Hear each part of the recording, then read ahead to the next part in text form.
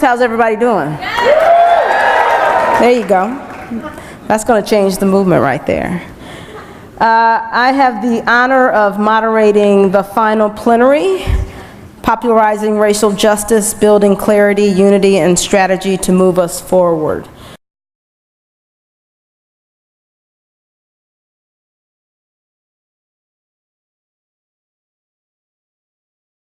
Right, so the first question is a pretty easy one, I think, and I love the first question, which is, what is the thing that kind of pisses you off most right now about the racial discourse, or the lack of racial discourse in this country? Who wants to go first? I'll go first. So I think what pisses me off the most is that well, there are many things, but the one that I will pick so that I leave something for my colleagues to say is that the people who talk the most about race are racist conservatives, and so they get to frame the entire discussion, and white people are really okay, and in addition, don't bother trying to change any laws or institutional practices or regulations, or don't try to actually create any rules that protect people's rights. So if they get to frame the entire debate and they get to define racism, and liberals who have access to those same airwaves are so afraid to talk about it because they don't know how, they're afraid of being race baited, it makes them nervous, it's emotionally difficult and challenging, then the only real public discourse on race is a conservative discourse. Right. And so that's the thing that pisses me off the most, that they get all this airtime and they get to define our issue and our lives and our conditions, and nobody says anything otherwise unless Maria Teresa and Tim and Van get to go on TV and do it. That's good. Okay.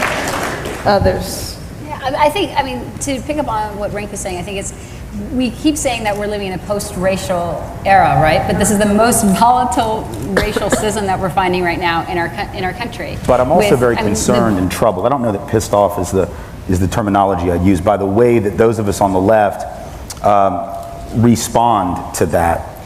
And a lot of times what angers me or upsets me is, we can either talk about race or we can talk about class. And frankly, most white leftists want to talk about class. We can either talk to the exclusion of race. I'm not saying we don't talk about class, we need to, right? Or we can talk about race, or we can talk about gender. Mm-hmm. But we can't do both. Or we can talk about race, or we can talk about the ecology, right? Which folks like Van, obviously, trying to bridge these issues and make them all interrelated is a struggle, because we all sort of have our little fiefdoms on the left. We all have our little thing that we do, and all that work is vital, but we're not seeing the interconnection. So I think about why? Because it was this idea, well, it's not affecting me, it's not my neighborhood. There was an indifference to the suffering of those who were low income, particularly when they were black or brown. So then what happened? The independent mortgage brokers over the next 15 years said, well, hell, if they're not going to regulate us, and we've been making all this money off of these folks, there's more money in the suburbs, there's more money in the exurbs, there's more money in the small towns, so we're going to go to those places too, and we're going to jack folks. And here we are 15 years later, and the whole damn economy's melting down, and if we had been paying attention and caring about the connection between racial indifference, which is just another form of white supremacy, and the effect that would end up having on millions of folks, including millions of white folks now, we might not be in this mess. So it's understanding the interconnections between those things, and if you want to be fighting for good health care, if you want to fight for good jobs, if you want to fight for good educations, if you want to fight for better regulation of the banking industry, that all has to become anti-racist organizing, because racism is at the root of why we haven't done that stuff yet. And it's important to understand that. I think about it somewhat differently, in that I think what bothers me the most is when I think about the ordinary folks who are hurt, but now they can't holler. It's one thing to be hurt by racism, but to be able to stand up and feel that the world is with you when you denounce it. It's something else now to be hurt by racism, to be in a community that's disproportionately impacted by all these things, but to actually feel like you have a sock in your mouth that you actually can't name your pain. And I wonder about what that's going to do inside our communities. If we can't actually name our pain, if we can't holler when we're hurt, where does the hurt go? You know, people with my politics don't usually get let in the door, so, and I got a chance to see behind the curtain. And many of you have been in airplanes, maybe going to Colorado or someplace, where you have a lot of turbulence, and you just hope that somebody in the cockpit knows what they're doing. I was in a cockpit for 6 months. I got a chance to see close up, very clearly, the amount of peril the country is in, the challenges that we're facing. I got a chance to learn that nobody in Washington, D.C. has all the power that they want, including the president, and that there are informal systems of power that operate, and they operate along racial and other lines. And we have to be much more sophisticated now. See, we did everything right. Other systems of power that we were not taking seriously, and they have to do with the media. They have to do with the racial discourse in the media, and that's the next frontier.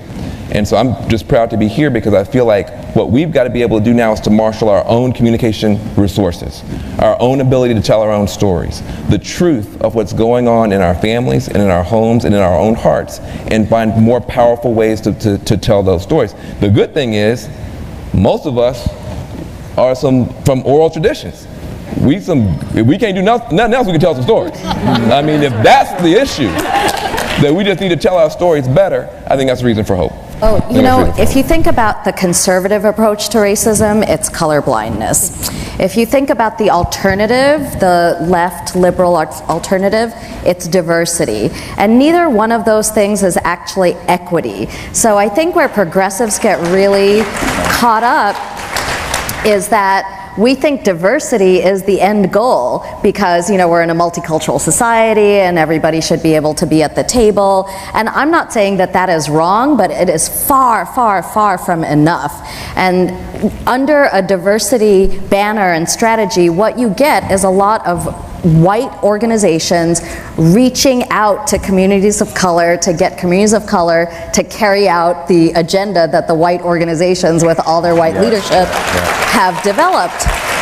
And then, you know, and they'll go to diversity trainings, they'll go to anti-racism trainings, they'll go to undoing racism trainings, and but they won't come out. So even if they come out of all that training with a sense that, oh, we're all in it together and we need to be inclusive, they don't actually understand what it means to share power, share the kind of power that reshapes an agenda and moves forward a strategy that our people can actually participate in with some results. I do think that if progressives and progressive organizations could make the leap from diversity, a commitment to diversity, to a commitment to equity, and they could understand that diversity is a good first step, but it's insufficient, and that equity is the final goal, then we would have much greater clarity and much more basis for collaboration. And I think,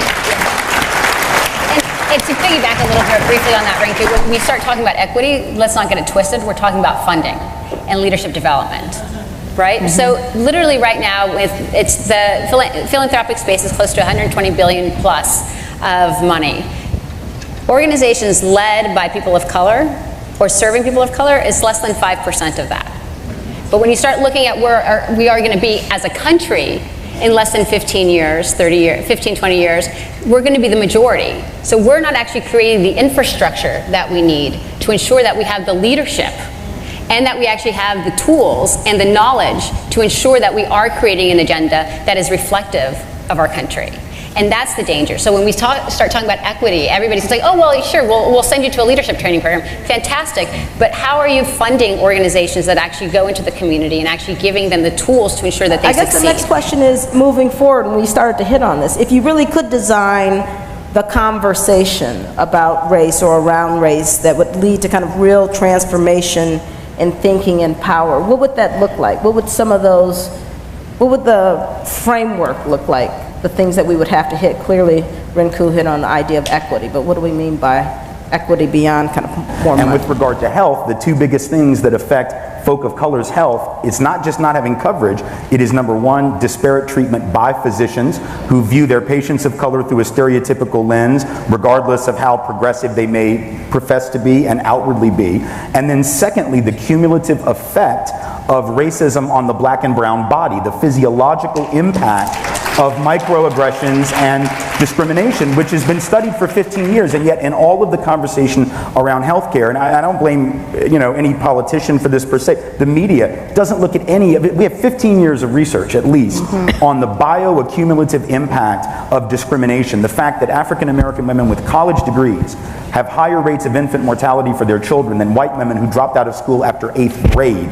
That isn't about class. That isn't about coverage. That isn't about occupational status. That is about something else. That is about race-specific injury. And so we have got to insist that in these conversations we're having about the need for universal programs of uplift, which again, I don't know anyone on the left who doesn't support that, we also have to insist that the race-specific injury that continues to exist be part of that conversation. So I would just want to make sure that we're, again, connecting the dots between the class and the race issues and not assuming that one is the other, because they're not. They're oftentimes, they're connected, but they're different. I think in the conversation we have to acknowledge a few things. So one is that racism operates on multiple levels. So it does operate in our individual selves, in our brains, and our biases and prejudices.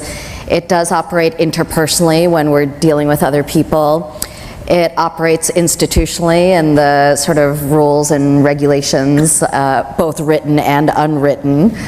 We call the unwritten rules practices. And it operates in a structural way that involves history and the larger culture, and that creates a container for these other levels.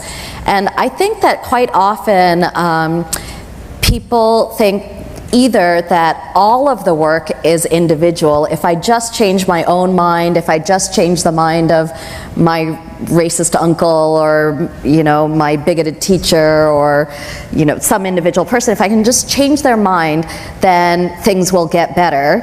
And the problem with that is that that's an endless piece of work. So we all have to do that, but it is ongoing. It takes your whole life. Help people recognize how the rules of society have shaped their own lives.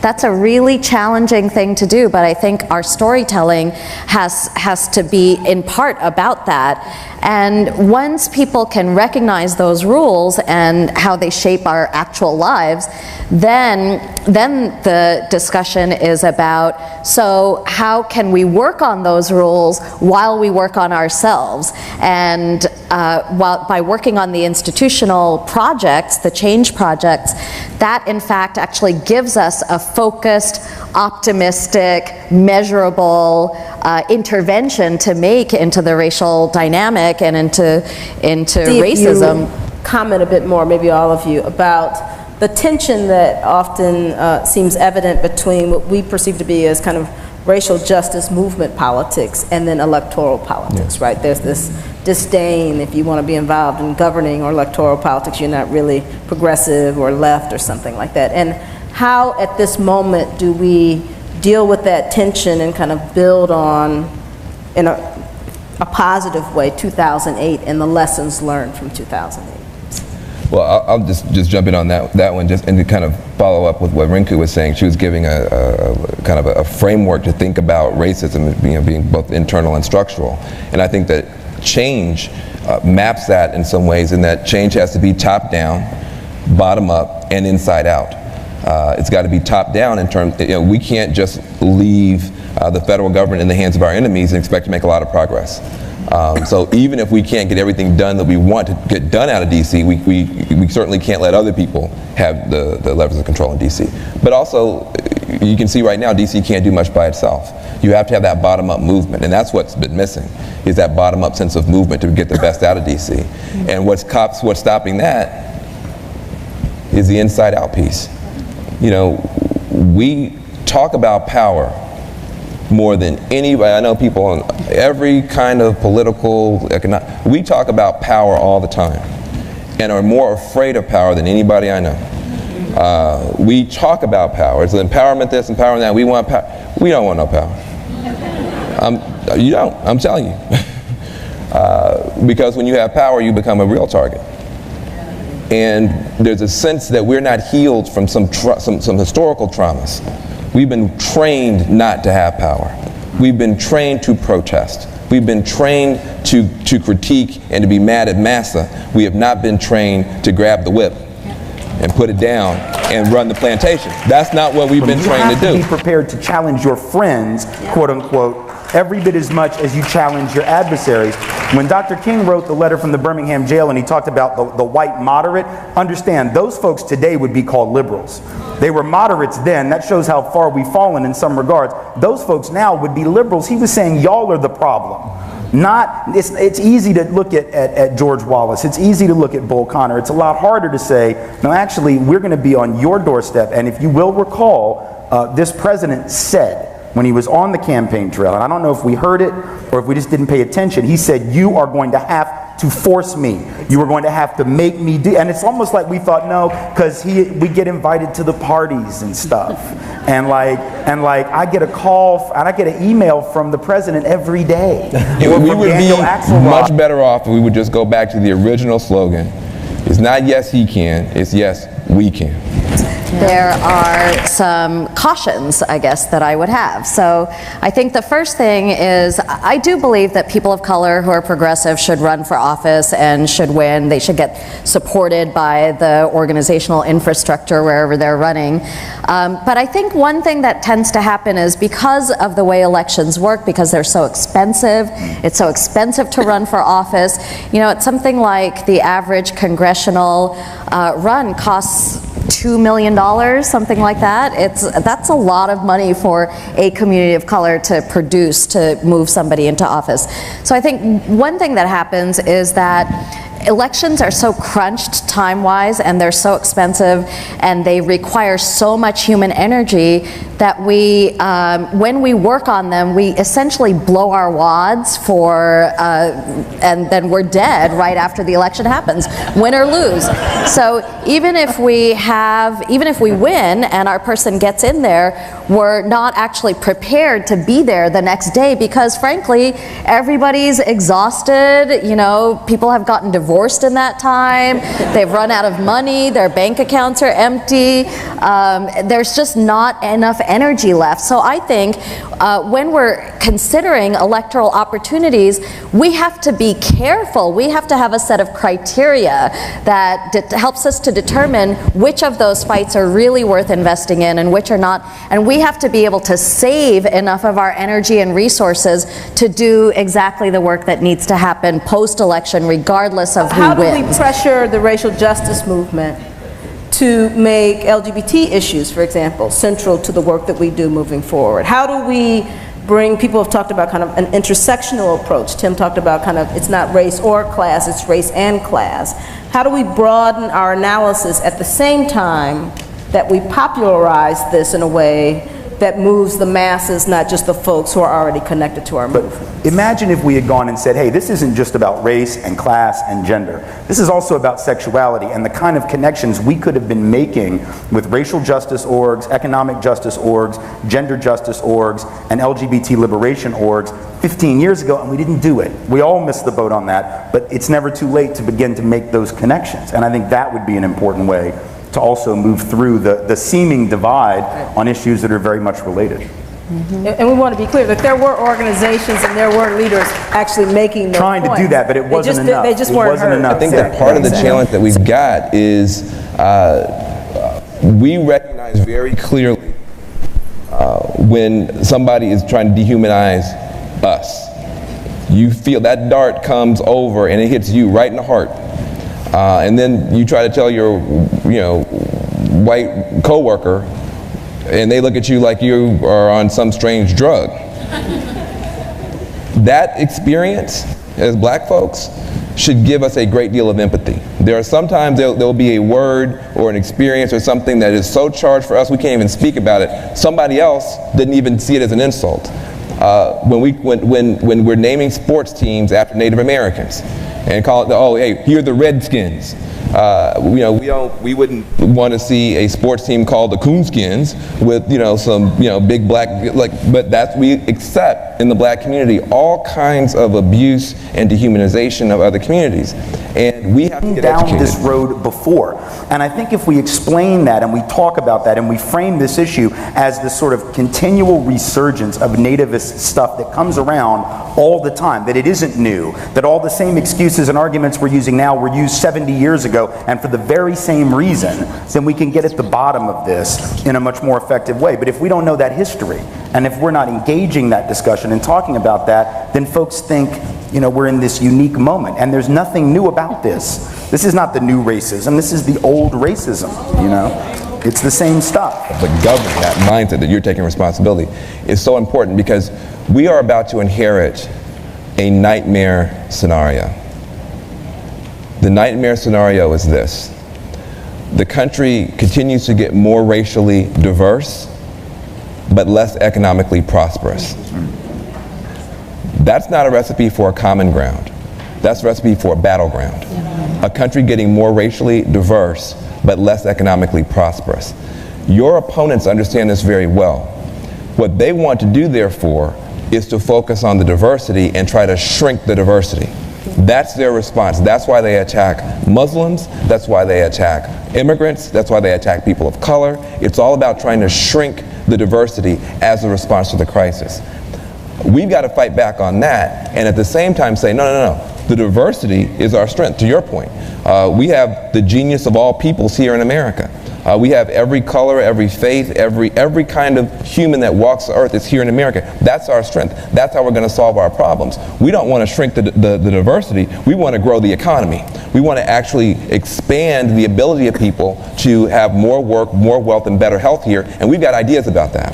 And we've got to be able to do both, pivot from a staunch opposition to racist demagoguery and pivot to a powerful progressive economic populism that brings us together. And the solidarity now, solidarity is got to be the watchword. They are going to try to pick us off one by one by one. And it's the oldest story in politics. You divide and conquer. And I am so happy to be a part of this forum, because we have the opportunity to finally grow up as a movement and say, no thank you. You don't get to run our government. You don't get to run our communities. You don't get to run your mouths uncontested. We're not putting up with it anymore. We are going to be one country, and we're going to be a prosperous country, and we're going to be an example to the world. All right, I've been instructed to lighten this up a bit. You get to pick from one of these three questions, which here's number one. Who do you get inspiration from? Or what's your favorite book? Or what keeps you going in this work? For me, I think that continuing to play, continuing to engage with things that are not directly political, but that still have that kind of mythic narrative quality, like science fiction, mythology, all those things help me a great deal. And I encourage people to kind of, let your geek flag fly a little bit more. The deeper answer, the more sort of political answer is I'm inspired by all these folks who've gone before who kept doing it no matter what the odds were, and not one of whom really thought that they were going to see justice, final justice, right? Because it's not this looming finish line where you cross it and then you're done and then you retire. It's this constant struggle. And so I'm inspired by that, because if those folks who have paid the price, both folks of color and white allies through history, have done that, then I'm really in no position to say, I think I'm tired and I think I'll take a break now.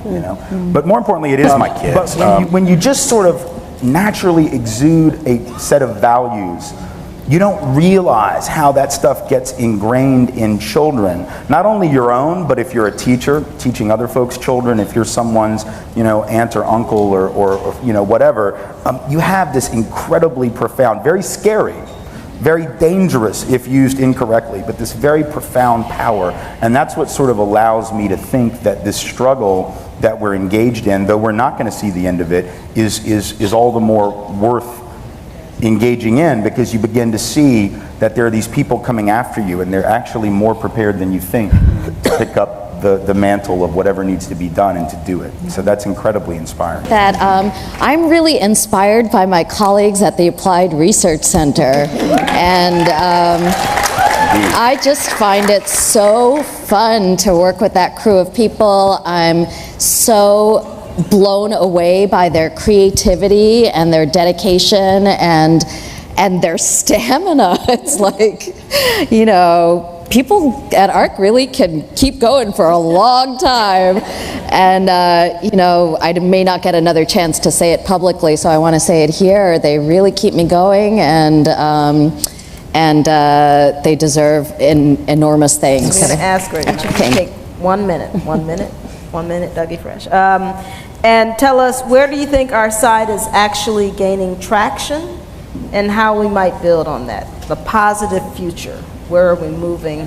What can we do? Many huge numbers of people are extremely concerned about the racial gap and about about racial conflict, and even if they don't know, even if they haven't come all the way to our policy solutions or the way that we talk about things, our frames, I am really convinced that there is a huge constituency for racial justice in this country. I think this conference, its attendance.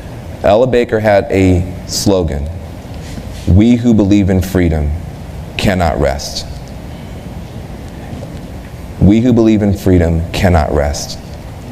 I took that slogan way too seriously for way too long in my life. And I paid for it in an emotional breakdown, a spiritual breakdown, a physical breakdown, okay? So there may be people here who are feeling, yeah, let's go, let's get them. And there may be people who are feeling, I'm tired. And we sometimes create a culture where that's not okay. 2008 was not the finish line of anything. If anything, it was the starting line. And we're going to have to spend the next 20 to 30 years governing this country from the bottom up when we have to, from the bottom up and top down when we can, but absolutely redirecting a nation to finally live out its creed of liberty and justice for all. If you need to sit down and take a water break, that's all right. That's all right. It's a marathon. It's a marathon. Is that there is an increasing willingness, and I see it every week somewhere in this country, and not like the usual suspect places where you'd expect to see this, but I'm seeing white folks in rural communities and urban communities, in the South, in the Midwest, in the Northeast, in the Pacific Northwest, West Coast, Southwest, all over the country, who are doing two things. And number one is they're really engaging this question for the first time about their own institutional advantages and institutional racism, and they're engaging it not merely from this charity, I want to solve this for other people place, right, which is sort of inherently paternalistic and creates all types of problems when you're trying to build movements, but are actually beginning to ask these questions about what institutional white supremacy is doing to us, what it is doing to our people, to our community, to our bodies, to our soul, to our humanity. When white folks begin to ask that question, it's as powerful as when men begin to question patriarchy because of what it does to us. When straight folks begin to question straight supremacy because of the box that it puts us in terms of what is acceptable and non-acceptable identity, right? We begin to ask that question, we become very dangerous, because that is the point at which we stay in the game. You keep your head in the game when you realize it's about you, when you realize that your life, literally your humanity, everything that matters to you is on the line. If I'm doing it for you, I can take that break and make it permanent. If I'm doing it for you, I can say, wow, I'm really busy this week, I think I'm going to pick a different subject. If I realize that my life is at stake, and I have a very short period in which to live this life, so I better make some decisions and I better make some commitments. And I'm telling you, I'm not seeing enough of it, but you know what? You never have to have 50% plus one in any culture to get change. What you need is enough. I don't know what enough is. I know it is more than we have now, but it is less than a majority. So we have a lot of work to do, and the good news is there are people who are beginning to engage in that very personal way, which is going to make them effective at doing institutional change and activism, and that's incredible.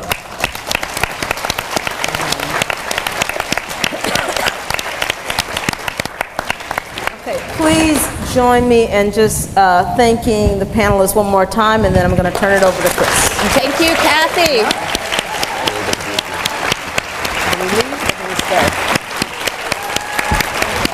I want to take our picture, so.